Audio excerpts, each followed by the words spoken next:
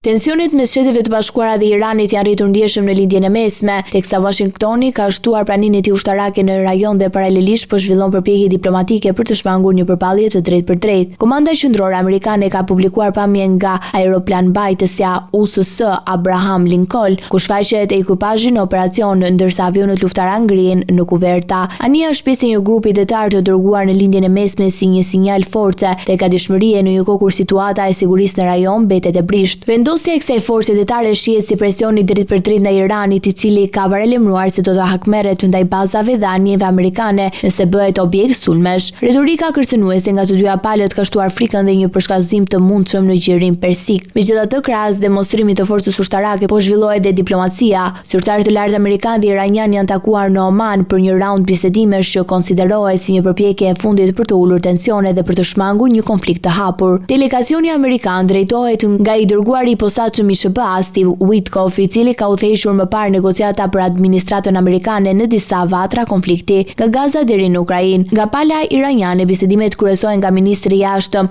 Abbas Araghchi, një nga figurat kryesore të diplomacisë së Teheranit, i shoqëruar nga zyrtar të tjerë të lartë. Edhe pse përbërja e delegacioneve është bërë e ditur, agjenda konkrete e takimit mbetet ende e paqartë. Ajo që dihet është se diskutimet zhvillohen në një moment delikat kur prania e anijeve luftarake amerikane në rajon dhe paralajmërimet iraniane e mbajnë situatën në prag të tensionit.